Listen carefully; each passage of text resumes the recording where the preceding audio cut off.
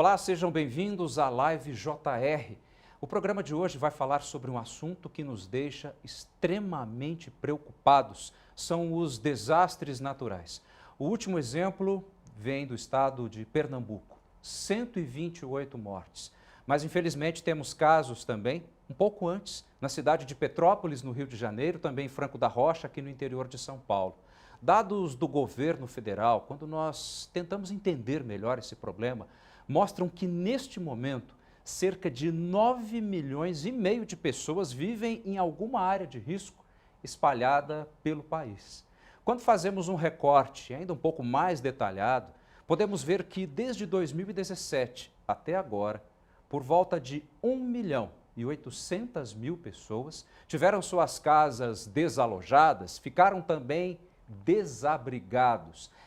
Várias perguntas nos cercam para falar sobre este assunto. Entre elas é se estamos fazendo de fato o dever de casa e será que estamos preparados para o que ainda vem pela frente? Para falar sobre esse assunto é que nós convidamos aqui um time de especialistas, a começar pelo Rafael Volkind, que é engenheiro civil, também coordenador da Câmara Temática de Meio Ambiente da Associação Brasileira de Engenharia Sanitária e Ambiental. Seja bem-vindo, Rafael. Olá, muito obrigado. Um prazer estar aqui conversando. E vamos tentar responder um pouco dessas perguntas todas que estão vindo, Fábio, porque são realmente um número muito grande de pessoas atingidas e poucas ações que a gente acaba vendo de prevenção.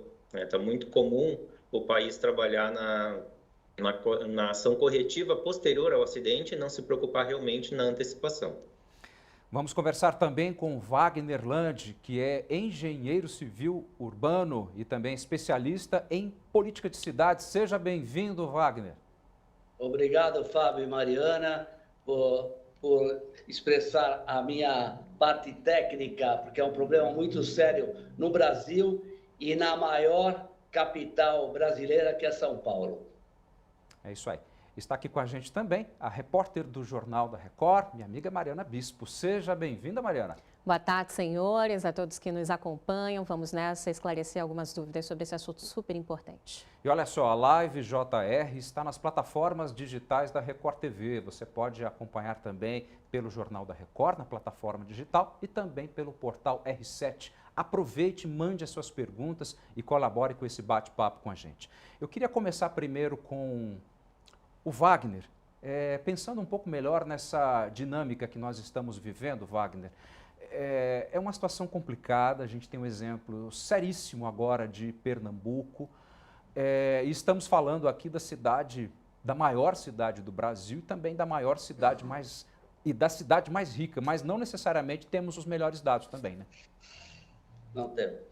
Bom, para vocês terem uma ideia, nós temos aqui na capital paulistana 26 subprefeituras, 407 áreas de risco no último levantamento da prefeitura, isso há anos atrás, 175 mil moradias em área de risco. Isso é um fato muito preocupante aqui na nossa capital.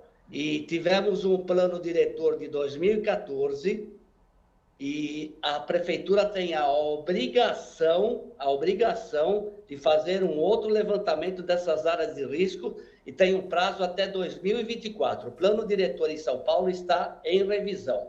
Então, a prefeitura precisa arrumar um jeito de sanar esse problema. Um problema sério, nós vamos ter ainda tragédias anunciadas aqui na capital de São Paulo. Situações parecidas, talvez, como a de Pernambuco, Rafael. Como é que você vê a situação de lá? Essa palavra tragédia anunciada, isso é muito difícil da gente conviver, né? Infelizmente, eu acho que essa é a melhor expressão que tem para designar o que está acontecendo no país, né? Já citou no início os casos de Petrópolis, de Franco da Rocha, Recife é o terceiro ou quarto, né? Também tivemos os episódios em Ouro Preto ainda, tudo isso acontecido este ano, né? Só de 2022. E sempre a história se repete, sempre a mesma coisa. São áreas de risco, áreas sujeitas a deslizamento de terra, com pessoas ou sobre essas áreas ou no caminho que essa terra vai passar. E existe tecnologia, existe possibilidade de se trabalhar com isso, evitar os danos ou pelo menos minimizar. Tragédia anunciada me parece ser o termo mais adequado mesmo, infelizmente. Mariana? Rafael, muitos meteorologistas dizem que a gente não consegue prever data local dessas chuvas históricas. Mas como a gente está aqui, né, comentando sobre áreas de risco, a gente consegue, pelo menos, já, às vezes até olho nu, não é mesmo? Entender que aquela área está sob risco. Então, uma chuva, não necessariamente histórica como essa de Pernambuco, mas uma chuva volumosa e frequente pode trazer problemas como esse. E queria puxar o assunto aqui da desigualdade social, né, que é escancarada nesses momentos em que a gente tem casos como os que a gente citou aqui. Não, perfeito. É a população desassistida que é a vítima dessa situação toda, sem dúvida. Uma coisa que eu acho que é muito importante de explicar é que o evento de deslizamento, escorregamento desses maciços de terra são eventos naturais. Né? A gente não está pegando uma situação não só causada pela chuva extrema, por um evento extremo. É uma situação que acontece em diversas partes do mundo, é realmente natural, um movimento de solos, onde a rocha que vai sendo degradada, ela vai sendo carregada por gravidade, por outros elementos que ajudam a fazer isso, como o caso das chuvas, a fazer o transporte para as regiões mais baixas, buscando um equilíbrio que a natureza faz comumente. E o que é importante de saber é que isso não está relacionado necessariamente à chuva ou ao evento extremo. Uma coisa que a ABS tem puxado bastante já é o bordão que a gente tem utilizado de que a culpa não é só da chuva. Chuva vai acontecer, claro que a gente está vivenciando, por conta das mudanças climáticas, os eventos cada vez mais fortes e cada vez mais frequentes, mas mesmo que não fossem tão frequentes, eles aconteceriam em algum momento ou em outro e levariam à mesma situação, mesmíssima situação de deslizamentos, de soterramentos, de ter pessoas no meio do caminho sendo vítimas dessa situação toda. Ô Wagner, eu queria conversar contigo mais sobre essa questão do plano de gerenciamento, de risco, coisas nesse sentido, porque a sensação que eu tenho é que é como se estivéssemos falando, por exemplo, com um adolescente. Olha, você sabe que vai ter prova bimestral ou trimestral. Meu filho não deixa para estudar na véspera, vai dar problema, é matéria demais, você não dá conta. Ou seja, a gente tem uma época das chuvas em diferentes regiões do Brasil, mas elas ocorrem menos ou mais volumosas, mas elas estão aí. Ou seja, aquilo que a gente começou abrindo o programa, será que a gente está fazendo o dever de casa? Porque todo ano parece que a gente passa, quando consegue passar nessa prova, é quase que no conselho de classe, né? Há 8 anos, nós não estamos fazendo o dever de casa. Governador, prefeito, vereadores, deputados, não estão se preocupando. Tem que se preocupar. Em São Paulo nós temos Zona Sul, 176 áreas de risco. Zona Leste, 100. Zona Norte, 100. E Zona Oeste, 24 áreas de risco. O problema, Fábio, é o seguinte: nós temos que nos preocupar com a maneira construtiva dessas casas.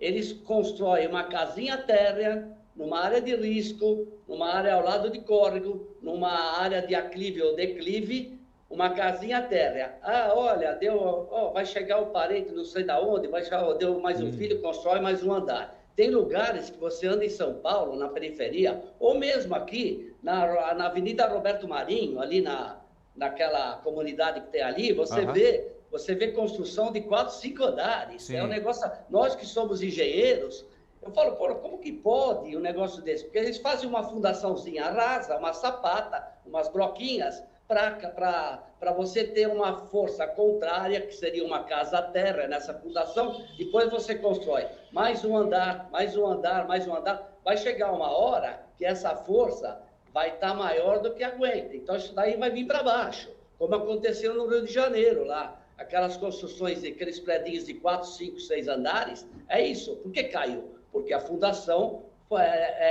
não suportava a força contrária na fundação. Sim. Então, nós precisamos se preocupar, a prefeitura, com a parte construtiva. Agora você fala, como vamos se preocupar? Agora, nenhum fiscal tem a coragem de ir lá intimar esse pessoal, porque o cara sai correndo de lá, entendeu? Ele é ameaçado de morte. Então, é um problema que tem que entrar polícia, tem que entrar fiscalização, guarda metropolitana, porque não dá. E como que nós vamos resolver isso? Com habitação popular. O déficit de habitação popular aqui é astronômico. Então, a gente precisa fazer habitação popular, mapear esses lugares, nomear cada morador e dar preferência dessas novas habitações populares para esses moradores e revitalizar aquele morro, vamos falar, em aclive ou declive, e para reflorestar de novo, como era antigamente. Senão, não tem jeito. Isso daí é um problema sério. Vereadores, deputados ficam preocupados. Hoje, na Assembleia de São Paulo, hoje estão preocupados em votar uma lei da boneca trans. Pô, nós temos outras preocupações para pensar em São Paulo, e não ficar nesses projetinhos aí irrisórios, vergonhosos. O senhor falou de déficit habitacional. De acordo com a Associação Brasileira de Incorporadoras Imobiliárias, isso aí consta inclusive no seu próprio blog. 625 mil moradias. 625 mil moradias. E a prefeitura fala que é 325. É 625 mil moradias. Mil moradias. E no plano de metas de São Paulo até 2024, era de 49 mil só. Olha a diferença, 449 para 625. O problema de São Paulo está um problema sério. E é um problema também, né, Valdir, Wagner, desculpa, é um problema também dessa questão, a gente está 8 anos, como você mesmo diz, né, 8 anos sem um plano de gerenciamento de risco. Então, até para mapear, os números ficam, né, completamente errados, como o senhor está dizendo. O prefeito agora de São Paulo, o Ricardo Nunes, ele é um cara técnico, ele é focado em habitação.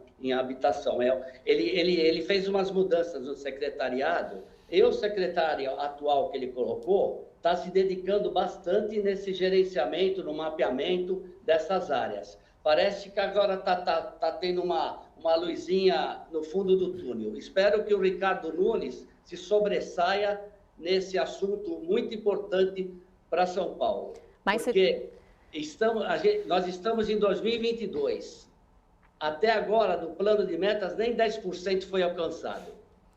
Mas se debruçando sobre esse tema, principalmente, né, como a gente está falando aqui da cidade de São Paulo, quantos anos aí podem levar para a gente ter, de fato, um problema resolvido, digamos assim? Eu calculo, pela minha experiência, uns 15 anos. São mais umas 3 gestões de prefeitos. Se for levado a sério, né? Se for levado a sério, né? E também tem outra, um fato muito importante, que essas pessoas que moram em áreas de risco são acobertadas por vereadores que defendem esse pessoal. Não, nós vamos dar um jeitinho, vamos colocar luz, mas não se preocupam do modelo de construção dessas habitações. E nunca mexe. Entendeu? São Paulo, nós temos ainda muitos córregos a céu aberto. É uma vergonha a capital de São Paulo ainda ter córregos a céu aberto. Ô Rafael, eu queria que você nos conceituasse um pouco mais essa questão, enquanto a Associação mesmo Brasileira de Engenharia Sanitária e Ambiental, Brasil afora, essas particularidades que nós estamos evidenciando aqui de São Paulo, creio eu que deva ser muito parecido também no Rio de Janeiro, mas como é que vocês veem isso aí pelo Brasil, hein? Tem uma certa uniformidade dos problemas que acontecem, né? As grandes cidades têm todo o déficit habitacional, têm as pessoas carentes, né, em condições socioeconômicas bem precárias e que acabam buscando algum espaço disponível para instalar sua moradia, normalmente uma invasão de uma área verde ou um espaço desocupado, sem um proprietário, sem um dono bem identificado. E isso acaba sendo uma situação bem corriqueira mesmo em diversos lugares. Rio de Janeiro é um que a gente conhece muito, já virou até ponto turístico as favelas, né? Tem passeios turísticos nas favelas para conhecer aquele estilo de vida, mas não é a realidade diferente das grandes capitais, das grandes cidades que a gente tem. tanto para as áreas de encosta quanto para as áreas de inundação, que são os locais onde acabam sobrando os espaços para as pessoas ocuparem. E aí estão sempre sujeitas a algum problema, alguma coisa. Esse dado que o Wagner traz de 15 anos de solução só por causa de São Paulo, eu ainda vejo mais complexo, não sei se te levou isso em consideração no teu cálculo, Wagner, que seriam 15 anos se parasse agora o déficit habitacional, né? Sem estancar agora, ninguém mais, só para pegar a situação atual e resolver. E o caso de São Paulo, eu não me atreveria a errar muito se eu dissesse que a gente multiplicando isso por 10, a gente teria uma situação brasileira, né? Pegando os 20 milhões de habitantes da grande São Paulo, a gente teria uma situação bastante parecida se pegasse o Brasil inteiro. E cada área tem a sua particularidade, a sua peculiaridade, conforme a situação física do espaço, né? Mas realmente a gente vai ter essas condições, no geral, de pessoas sujeitas a algum acidente, algum incidente que mais cedo ou mais tarde vai tirá-los de casa e, se tiver sorte, não vai tirá-los das vidas. Rafael, só para a gente exemplificar, até mesmo para quem está escutando, ouvindo, vendo a gente, assistindo a gente aqui a Live JR, quando a gente fala de áreas de risco, né? Saiu um dado do CEMADEM, por exemplo, dizendo que 9,5 milhões de brasileiros estão em áreas de risco e que a maior parte está ali entre costa, região costeira, litoral, região serrana. Explica para a gente o que significa, de fato, esse termo, né? Área de risco e o que é, onde exatamente essas pessoas precisam se atentar, por favor. O conceito de área de risco é qualquer coisa que vai colocar em risco a integridade física, a saúde dessas pessoas. A gente tem os casos mais corriqueiros, mais fáceis de ver, que eu já estou sendo repetitivo até um pouco, que é a questão das áreas sujeitas à inundação, as cheias, as áreas baixas, que são históricas também no Brasil, que em alguns casos já foram melhor trabalhados, já foram estruturados. A gente teve no início dos anos 80 aquelas enchentes absurdas na região de Blumenau, em Santa Catarina, que hoje não acontecem mais, já tiveram um tratamento muito bom. Mas são as pessoas que, quando tem uma chuva mais forte, ou quando os rios começam a se elevar, também num processo natural, elas começam a ser retiradas das suas moradias para não sofrerem danos maiores. A outra questão dos deslizamentos, caso de Recife de novo e dos outros que a gente comentou, onde as pessoas são forçadas também a sair de casa para não ter o risco de serem soterradas pelos deslizamentos de terra, por pedaços de rocha que possam rolar, cair pelas encostas e tal. Também tem a situação, e hoje a gente começa a falar cada vez mais, do aumento dos níveis do nível dos mares. Então, tem também populações, não necessariamente ribeirinhas, mas populações mais próximas da costa mesmo, onde tem esse risco um pouco maior já, maior em termos de prazo, né, já um médio prazo, mas que também podem começar a sofrer essas restrições. Então, são todas as dificuldades de acesso aos espaços, né, de ter uma vida normal e ainda colocando em risco a saúde e a própria vida das pessoas que estão aí. E é muito importante a gente atentar aqui, né, Rafael, porque muitas pessoas elas apresentam resistência para saírem das suas casas quando a Defesa Civil da cidade, Defesa Civil Nacional, anuncia que podem haver chuvas volumosas, frequentes, que podem ter deslizamentos de terra. Então, a gente podia, né, deixar aqui essa atenção mesmo para as pessoas escutarem mais as autoridades quando é preciso sair. Exatamente. A gente entra aí, Mariana, na questão dos planos de contingência, onde toda a população ela tem que estar preparada, ela tem que ser treinada, né? Às vezes com exercícios simulados, isso seria um mundo ideal, para que quando tivesse algum problema, elas saberem em que momento que elas têm que sair, abandonar as casas, para onde ir para ficar numa situação segura. O que a gente tem de problema também relacionado? Como são populações carentes, aqueles poucos bens que essas pessoas têm, eles têm muito medo de serem saqueadas, de perderem por isso. Eu saí da minha casa, abandonei a minha casa por conta da possibilidade de chuva, de deslizamento de alguma coisa, e deixei todos os meus bens, os poucos bens que eu tenho, mas que tudo que eu adquiri na minha vida, está ficando lá à mercê de saqueadores, de bandidos que podem se aproveitar dessa situação. Então, as pessoas também têm que ter consciência do que vale mais, né? Claro que a gente entende, todo mundo sua, batalha para conseguir as coisas, mas a vida é o que a gente realmente tem que preservar em primeiro lugar.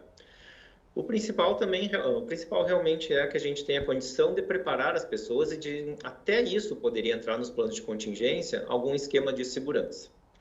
Outra questão da resistência que acontece, às vezes é causada por outros problemas. O Wagner falou da situação de vereadores, mas a gente também tem uma situação que acontece muito nas comunidades de baixa renda, que é a questão vinculada ao tráfico, onde os traficantes acabam tornando essas pessoas reféns e não deixando que elas saiam também. Que onde perder esse escudo que acabam sendo, pode ter acesso ou de outros grupos de traficantes ou da própria polícia para fazer alguma ação, alguma coisa, e as pessoas são forçadas a ficar. Tivemos um caso recente aqui na cidade de Porto Alegre, por conta da ampliação do aeroporto, que teve uma batalha judicial para conseguir tirar as pessoas de uma área que deveria sofrer ampliação do aeroporto e tinha uma resistência muito grande do tráfico, que não deixava, que forçava as pessoas a dizerem que não queriam sair dali. Então também tem essa possibilidade. E quando a gente está falando, não na necessidade de uma mudança definitiva, mas pelo menos num período curto para salvar as vidas, isso também deveria ser levado em consideração e conseguir convencer essas pessoas, esses moradores, de que eles têm que preservar de novo, primeiro as suas vidas, para depois pensar em qualquer outra coisa. Bom, eu quero fazer um lembrete aqui a você que nos acompanha pelas plataformas da Record TV, do Portal R7, também do Jornal da Record, que pode mandar as suas perguntas e colaborar aqui com o nosso bate-papo. Sabe que essa conversa agora me fez lembrar algumas das minhas andanças enquanto repórter e entrar nessas comunidades, inclusive com problemas, é claro, de áreas de risco, e muitas vezes a gente ouve não necessariamente das pessoas que moram lá, mas daqueles que, em tese, trabalham em benefício dizendo algo no seguinte: é cultural as pessoas ficarem aí.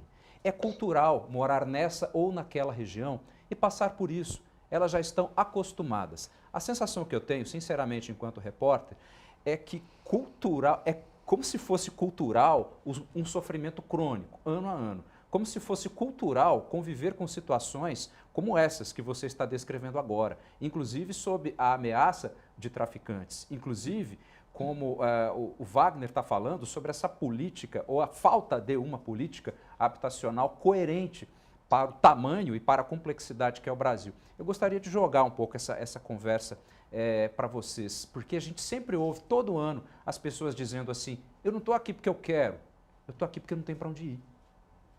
Wagner. Então, veja bem, eu visitei já vários conjuntos habitacionais de um péssimo acabamento, com rachaduras, sabe? Os conjuntos habitacionais têm que ter um projeto que você dê, pode ser uma sala, quarto, cozinha e banheiro, não importa, é a casinha própria para a pessoa necessitada. Tem que ter escola dentro, creche, transporte coletivo na porta, entendeu? Um parquinho para as crianças, tem que fazer organizado, não precisa ser prédios. Pega uma área periférica, uma área grande, faz um conjunto de residências, dá um nome para aquele local e põe essas pessoas. Mas tem que dar prioridade para as pessoas que estão em área de risco. É difícil fazer isso. O que a gente arrecada de PTU em São Paulo é um negócio absurdo. E nós não temos, a gente paga imposto e a gente não vê esse retorno. E então, que nem o Rafael falou, essas pessoas carentes, pô, elas, coitadas, elas precisam de ajuda. Não, você vai sair daí, não é assim. Tem que ser um negócio organizado. E as áreas de risco não são só em morros, porque chove. As áreas de risco também são nas comunidades, as favelas, por exemplo.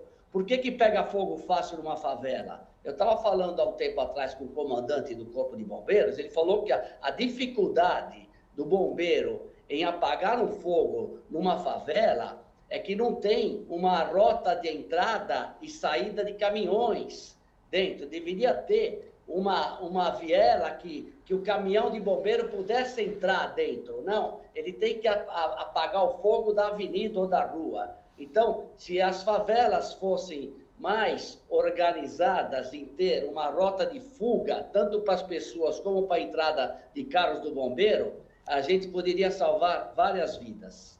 Mas não é nisso que eu quero que faça uma viela nas favelas. Eu quero que elimine-se as favelas e dê moradia para essas pessoas necessitadas. É o que todo mundo quer, pode ser da classe alta, média, baixa. Nós precisamos ajudar, nós precisamos se unir, vereadores, deputados, para a gente ter uma cidade melhor, uma melhor qualidade de vida.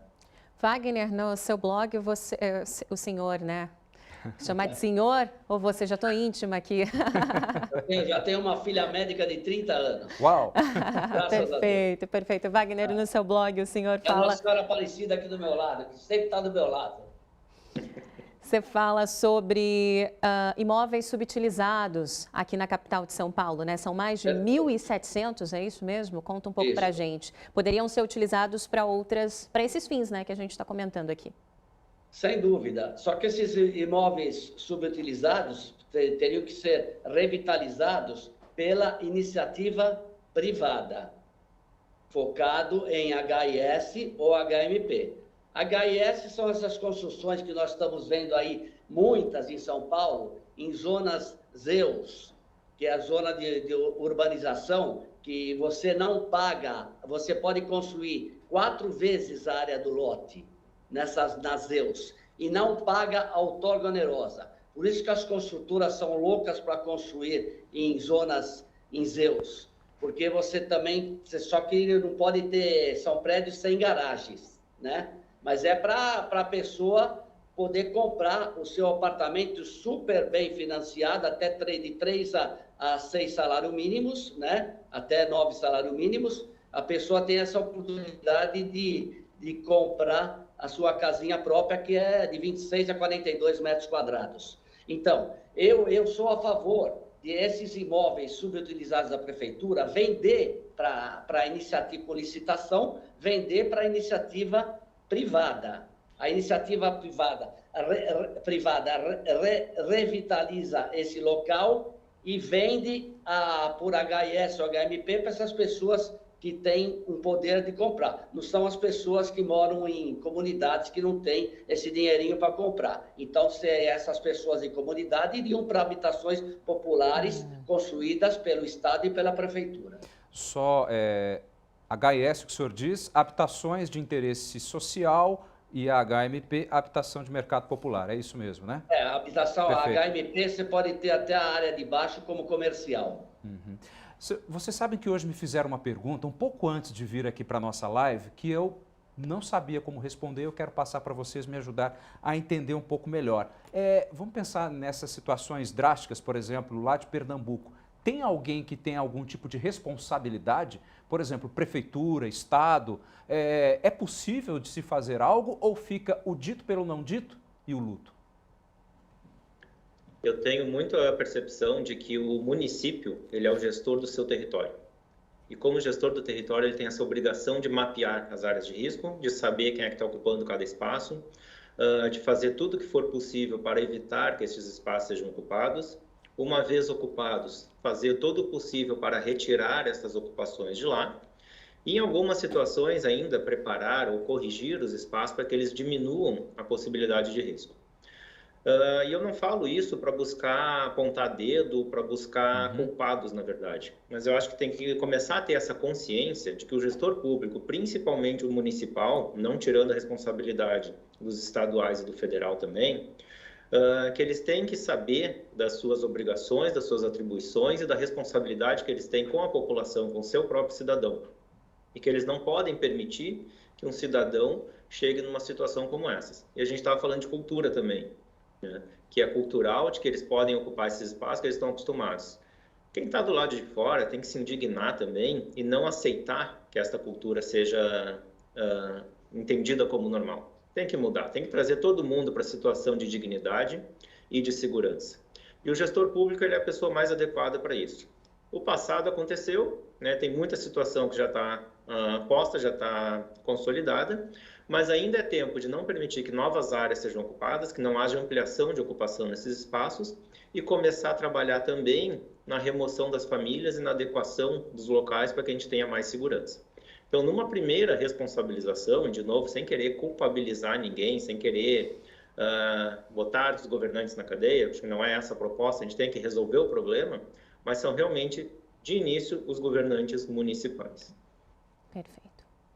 Bom, nós temos visto que ano a ano a situação climática do Brasil vem dando claros indícios de que mudanças estão ocorrendo. Eu acho que não é necessário ser nenhum grande cientista para constatar isso aí. Basta olhar para o céu e a gente vê no dia a dia, acho que as diferentes regiões do Brasil têm dado algum tipo de resposta. Do jeito que estamos, será que esses desastres naturais podem de fato ficar mais intensos? Wagner, como é que o senhor vê isso enquanto especialista de cidades, hein? Olha, aqui em São Paulo, realmente, hoje a gente fala, pô, mas qualquer chuva que dá, inunda Zona Leste, Zona Sul, Zona Norte. O que acontece? A gente anda pelas ruas, uma vez ou outra você vê a prefeitura limpando os bueiros. Uhum. Mas não é só limpar o bueiro. As galerias, com certeza, estão entupidas, porque entra madeira, entra isso, vai tudo, né? Vai pegando uma na outra, chega uma hora que entope. Então, não é o bueiro que está entupido, é a galeria. Então, precisava ter um plano de desentupimento das galerias de águas pluviais da cidade de São Paulo e a criação dos piscinões. A gente, mas vamos fazer, tem não sei quantos piscinões projetados. Fizeram um ou outro piscinão. O piscinão resolve. E depois tem outra. Hoje, quando você aprova um projeto na cidade de São Paulo, você é obrigado a deixar de 15% a 25% de área permeável no lote. Agora, a pessoa, para tirar o habite, ela até deixa 15% lá, mas depois que tirou o habite, meu amigo, a pessoa já esquece a área permeável. Precisa ter fiscalização dessas áreas permeáveis. Começaram há uns anos atrás as calçadas permeáveis. Aí acabaram com a ideia de calçada permeável. Agora você não vê mais calçada permeável. Então é um problema. A permeabilidade do solo tem que ser seguida afinco mesmo, nos projetos que a gente aprova. Por que a gente é obrigado a aprovar o projeto com a área permeável? E depois essa área permeável some, está errado. Aí o contribuinte está errado. A prefeitura tem que fiscalizar. Eu sou morador da Zona Norte aqui de São Paulo. Eu me lembro de um projeto recente de remodelamento de calçadas, pegando aí carona no seu discurso. O que eu vi ali foi aquela massa tradicional de concreto. Não vi nenhum sistema aparentemente permeável. A não ser que essa massa aí seja, não estou sabendo. Você sabe por que pararam com a... Eu não vou citar nome aqui de ex-prefeitos, não vou citar nome de político. Claro. Eles pararam com as calçadas permeáveis, sabe por quê? Por quê? Porque as calçadas permeáveis, elas têm que seguir uma técnica de colocação. Certo. Então, fazia a calçada permeável, depois começava a aparecer aquelas gramas que vinham nascendo por baixo da lajota. Isso daí é um problema sério, porque é muita manutenção para a prefeitura. Então vamos fazer o seguinte, vamos partir para o concreto estampado. Aí partiram para o concreto estampado, que não é nada permeável. Eu até dou uma ideia aqui para o prefeito Ricardo Nunes, de voltar com a técnica das calçadas permeáveis. Hoje tem um piso que a gente pode colocar nos projetos, ele é 90% permeável. 90% permeável, que as construtoras usam muito em áreas de estacionamento, né? Que a água escorre e vai embora, né? Para uma caixa de captação, né? Então, esse piso é muito bom. Você joga água assim, você vê a água escorrendo. É um piso rígido, muito bom. A prefeitura deveria pensar nesse piso permeável para a cidade. E se todas as calçadas permeáveis de São Paulo fossem permeáveis, a gente reduziria em 70% as inundações de São Paulo. É muito, hein? É muito. Acho que é isso, né, Rafael? Assim, a gente precisa de ações nada paliativas, a gente precisa de prevenção, a gente precisa pensar em futuro, né?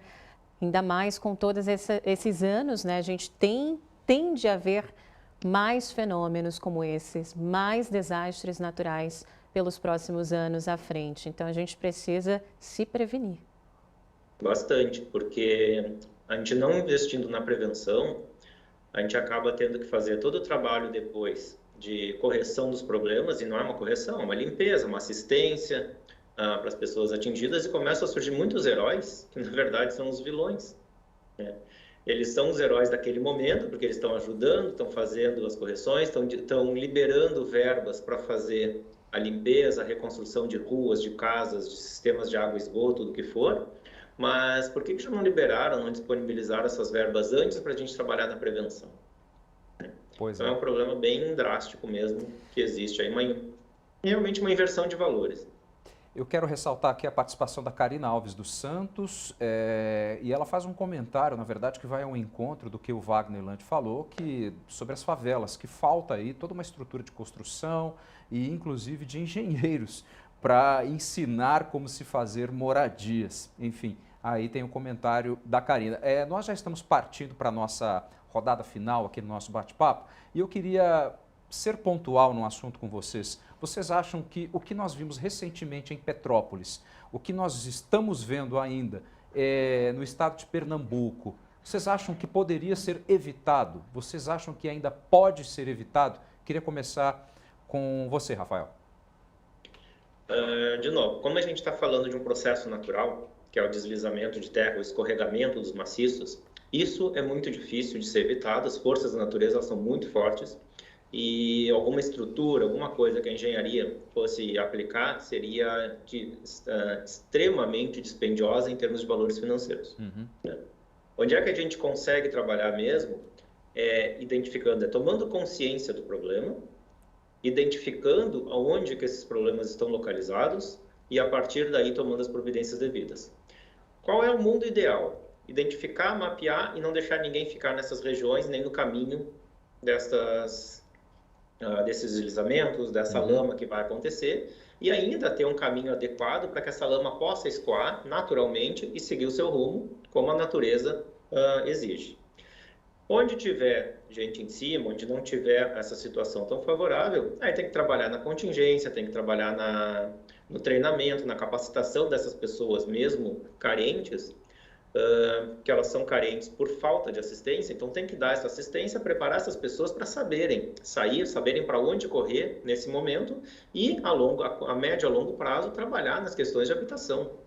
Como o Wagner colocou, que tem muita possibilidade de movimentação, de ocupação de imóveis subutilizados, de construção de habitações em áreas adequadas e remoção dessas pessoas e não deixar que essas áreas voltem a ser ocupadas também. Também existe esse problema. Se fizer a remoção das pessoas e não mexer em nada na área, outras virão para o mesmo local e o problema segue acontecendo. Então tem que ser seguido de uma urbanização, de algum uso, transformar num parque, numa área que possa ser utilizada nos períodos normais, mas que tenha a condição de não ser acessada nos períodos de risco maior. Tá certo. Wagner, o que é que você acha disso? Eu concordo plenamente com o que o Rafael falou, e o que a Mariana falou agora há pouco tempo é o seguinte: tem vezes que você chega para a pessoa e fala, olha, a senhora vai ter que ir para tal lugar, porque essa área é de risco. Então, a senhora vai para a habitação popular, que vai ficar pronta daqui a um mês. Eu não quero ir. Não, daqui eu não saio. Aí também não pode, né? Difícil. Eu acho que a senhora não quer ir? Então, tá bom. Daqui a um mês nós vamos tirar a sua família daqui. Aí a senhora arruma um lugar para ir. Também não pode, né? Precisa ver também o lado do poder público também. Mas agora, como que nós vamos evitar isso rápido? Precisa ter uma habitação popular pronta. Chegar naquele local, agora vamos todo mundo para a habitação popular. Vocês vão ganhar uma casinha própria. Agora, não tem como você tirar. Você vai sair, vai por aonde? Só se tiver em caso mesmo, a senhora não pode sair porque vai vir uma chuva que vai cair. A senhora vai vai terminar com tudo. Aí tem que tirar na força. Vai fazer o quê? Agora você não pode pôr mais a força, não é? Então tem um monte de entraves aí. Nós estamos numa situação que envolve muito. Tá um problema. Eu fico desse meu jeito porque eu amo São Paulo. Eu vejo muita coisa errada em São Paulo. Eu vivo São Paulo. Eu vivo nas prefeituras. Eu vivo lá no prédio Martinelli. Eu sei tudo o que está acontecendo, tudo que a gente passa para aprovar um projeto nessa cidade. Então, eu defendo São Paulo porque eu amo São Paulo. E eu tenho dó dessas pessoas. Tenho dó. Rapidamente, queria só fazer um adendo sobre a região do Recife. A gente está vindo aí com uma frente fria que está avançando aqui para o sudeste do país. Estava no sul, está avançando para o sudeste e ela pode pegar toda a região costeira ali do nordeste. Então ainda tem previsão de chuva, não tão volumosa quanto nos últimos dias para Pernambuco, especificamente na região do Recife. Mas é bom a gente ficar atento porque ainda há risco de deslizamentos, transbordamentos por conta dessa chuva que pode ser frequente nas próximas horas. Deixa-se essa atenção. Ainda pode ter problema, né, Mariana? Ainda pode ter problema, né? O solo está super fragilizado. Pois é, como se já não bastasse o que assistimos em Petrópolis, que foi muito difícil, agora também em Pernambuco, a gente ainda tem a perspectiva, infelizmente, de ter outros casos, como vocês bem estão pontuando. Bom, eu quero muito agradecer a participação de todos vocês. Muito obrigado mesmo, Rafael, pela disposição, pelas informações. Muito obrigado, viu? Muito obrigado pela oportunidade, por poder participar aqui com vocês, por ajudar a esclarecer, trazer essa informação técnica para a população, para entenderem o que acontece. E se me permite dar um recado, que a ABS está organizando agora uma série de webinários, claro, que vão ser transmitidos pelo YouTube, justamente nessa questão de eventos extremos e as consequências que eles podem causar. Então, a gente pretende fazer um primeiro evento já na próxima semana, falando justamente dessas causas geológicas, que a gente já comentou aqui. Na semana seguinte, falar sobre urbanismo, planejamento urbano, que é muito importante também para evitar que as áreas sejam ocupadas. Okay. E o terceiro, na última semana, falando sobre prevenção e contingência, fechando esse ciclo sobre os eventos extremos que causam os deslizamentos. Tá certo. Wagner Landi, muitíssimo obrigado pelas suas informações, pela sua participação aqui com a gente, viu? Obrigado ao Fábio, obrigado à Mariana pela participação minha e um abração aí para o meu colega Rafael. Tá ótimo. Mariana Bispo, muitíssimo obrigado também pela sua participação. Foi um prazer estar aqui contigo. Prazer, é um assunto super importante, né? A gente precisa discutir prevenção e precisa discutir áreas de risco. Vamos nessa. E a você que nos acompanhou, pode assistir a esse programa a qualquer hora pelas plataformas digitais da Record TV, do Portal R7 e do Jornal da Record. Muitíssimo obrigado pela sua companhia e até a próxima Live JR.